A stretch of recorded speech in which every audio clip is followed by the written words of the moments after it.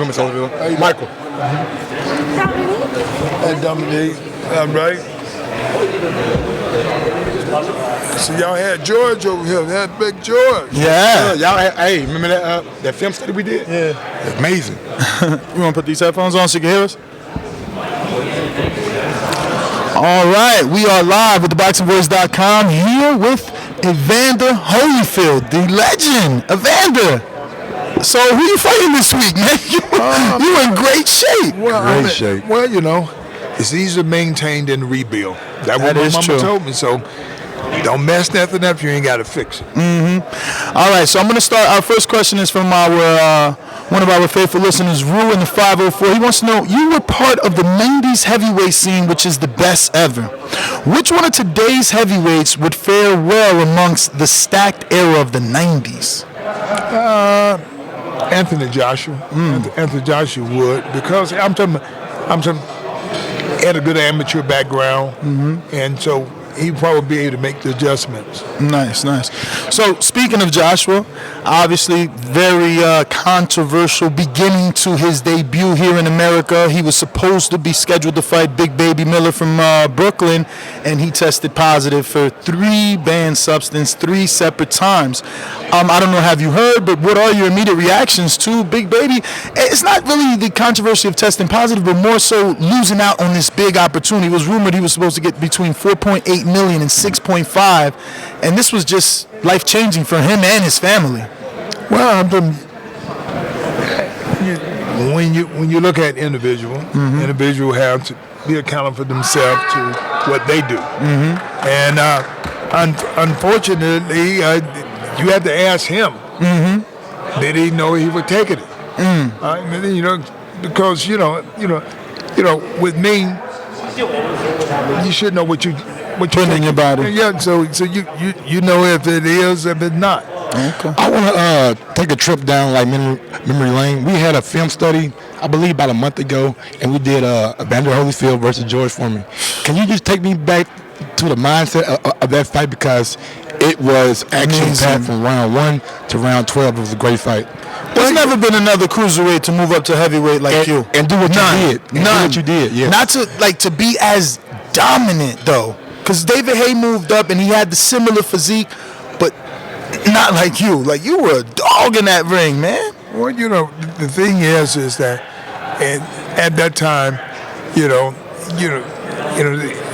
George made a little bit of sly remarks. You know, I'm telling you, we both Christian, and he made a little sly remark, and they were saying, well, George, if you win, how you gonna get that belt around your waist? And George said, well, you know, Evander is petite. You know, his waist is a 28 now. He said, now my arms is a 20. He said, maybe I'm going to just take the belt and put it around my arm. So, you know, but everybody kind of, you know, I'm telling you, you know, they joked about the weight. They joked about the age and all this and stuff like that. But when the fight started, you know, George was bigger and he was stronger, weight-wise.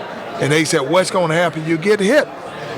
And I told him, I said, George throw boulders. Yes. I said, so if he hit me with one of them, I'm supposed to die. But he did, though. Like, he was more than one. But I told him, man, if you do, I said, I throw a lot of rocks. Yes. I said, so if I throw all these rocks, let's see if he gonna get one of them boulders to throw. So, you know, cause I'm telling you, that's the art of the game. If your offense make this guy on defense, so he don't get a chance to throw as many as he would if I wouldn't been throwing all them rocks. Exactly. I had quick hands and I was throwing a lot of rocks. How impressed were you by George Foreman's chin? Because he took some hellacious shots from Big shots from him. What? See, but that's what part of George when they were speaking, he said, look, hey, I'm not too old to dream like this. So he was telling them he ain't too old to be a champion and all this. So, no, as you know, I beat George. But George beat the guy that beat me. Yes. My next fight, George knocked me. That's how George became the heavyweight champion of the world again. So he let you know that, okay, because everybody asked me, who you think gonna win? I said, well, I said, now, had George been the heavyweight champion before? They said, yeah. I said, okay then. I said, it's my time. I said, so I'm telling everybody have their time. You just think about all the champions in the world. Nobody could be there at the same time. Yeah, true. So you know, if you better stay in shape and do as much you can as long as you can, because somebody day coming. And yes, it is. It's gonna change. Well, let's shift our attention, obviously, to Canelo versus Jacobs. Jacobs has a remarkable story. He's defied adversity.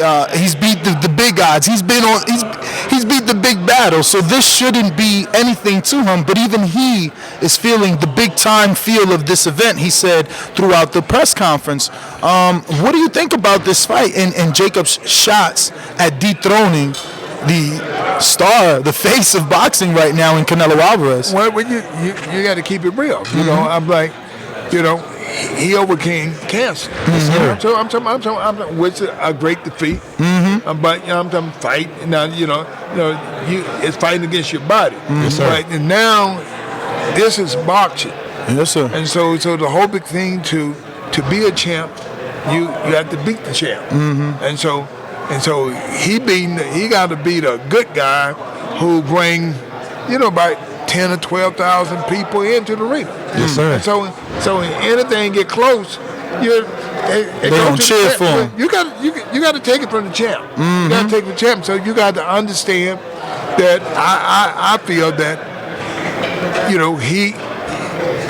he definitely got to make some adjustments. He got to take more chances to try to beat him, because anything close, Going to the champion. go to the champ. Who is Mr. Holyfield's boxer that he must watch? Like, anytime he fights, I gotta sit down and watch this guy fight.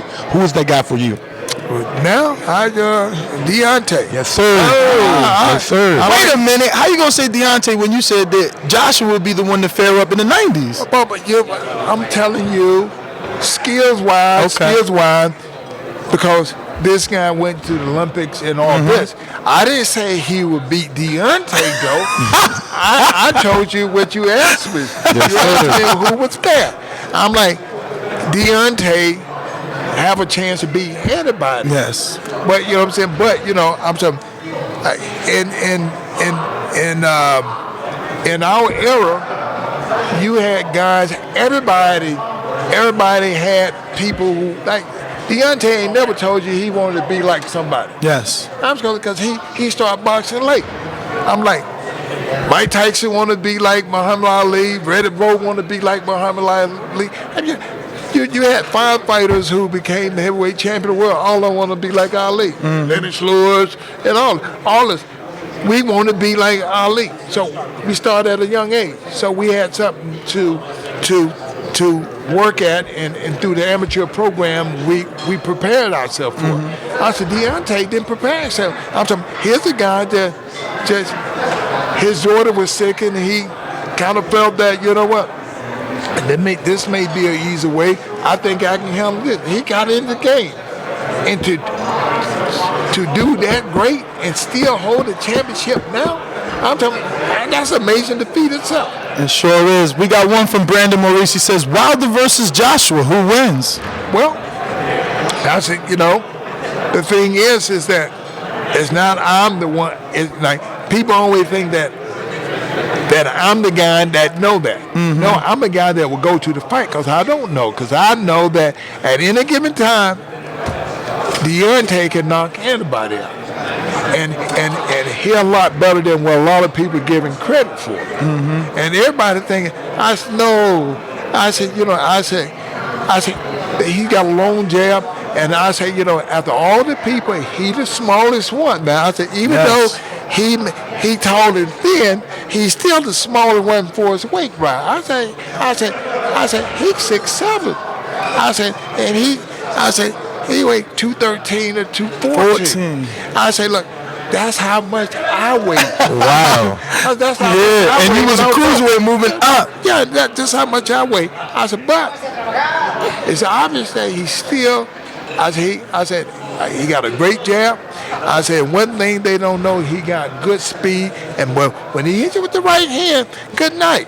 I said, I said, you have to be thankful for what you have. And I said, and he's one of them type of guys who really thankful for what he have, and he don't sit here and complain about the guy too big, the guy this. I said, he go ahead and fight the guy. Yes, speaking of too big, just to get back to Canelo Alvarez, since it is his week, he's mentioned in the media that he would like to move up to 175 and face Sergey Kovalev. Now, Kovalev has been knocked out twice by Andre Ward and once by Elderly Alvarez, but by Andre Ward, it was to the body, which is Canelo's forte, especially left hook to the liver. What do you think his shots would be if he's successful versus Jacobs? Can he move up as far as 175? Well, he'll be faster. I say one thing, and moving up, you faster. You faster. So the art of the game, if you can box and you faster, your chances you're gonna be hitting them a lot more than they're gonna be hitting you. Okay. That's it for me. Well, I want to thank you, obviously, for your time.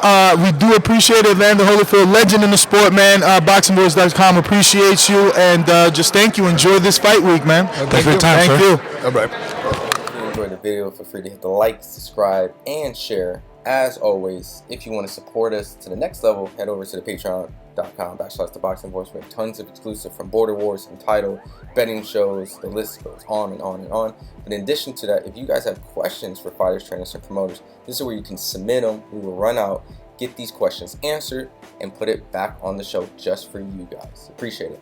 Peace.